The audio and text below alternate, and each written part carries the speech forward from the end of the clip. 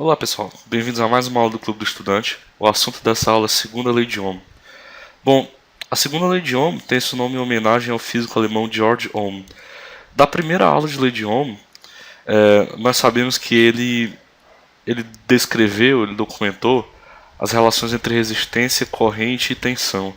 Mas ele não estava satisfeito só com isso, ele queria também entender outras relações, outras grandezas que se relacionavam à resistência. Bom, na sua busca, ele descobriu que existem quatro grandezas que podem influenciar na resistência. Rho, que é a minha resistividade elétrica, é a minha resistividade elétrica.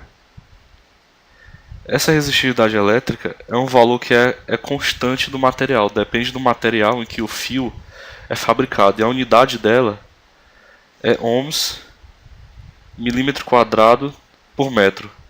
Observe que normalmente se usa milímetro quadrado por uma razão que nós vamos ver daqui a pouco.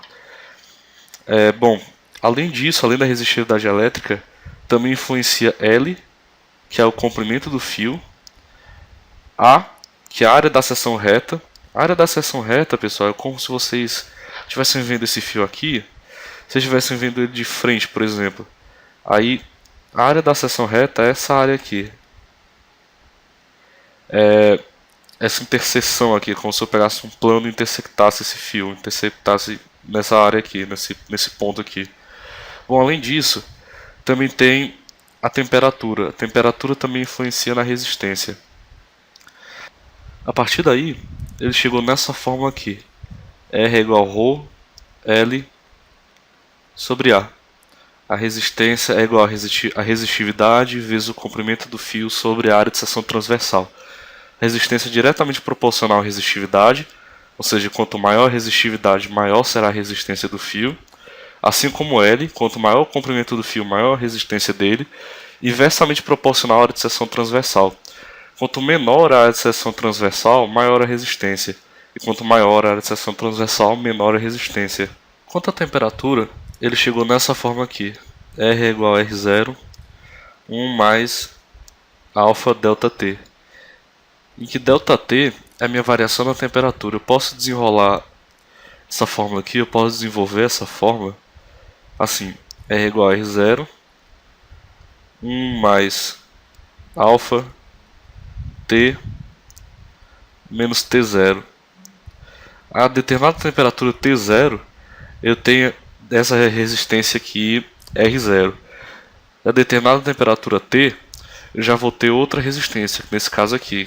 Essa resistência R que vai ser dada por essa fórmula aqui.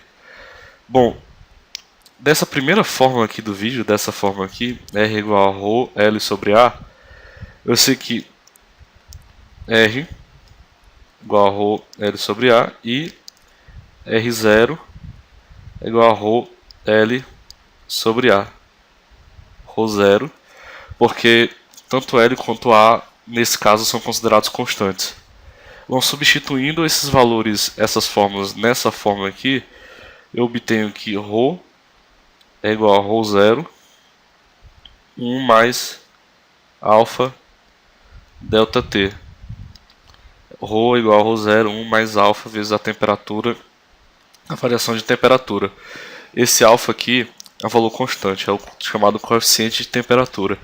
Então observe que na medida que altera a temperatura, a resistividade aumenta também, consequentemente também a resistência.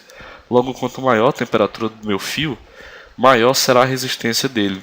A resistência é diretamente proporcional à temperatura. Bom, porque no começo do vídeo eu disse que eu ia explicar ainda por que a unidade de medida da resistividade elétrica é ohm milímetro quadrado por metro.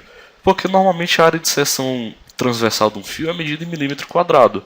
Você nunca vai ver um fio em que vai chegar a ter alguns metros de área. Você vê fios em que a área de seção transversal é da ordem de milímetro quadrado. Então, só por uma questão de conveniência, porque a maioria das áreas é dessa forma mesmo. Quando se trata de fio, faz muito mais sentido você usar milímetro quadrado.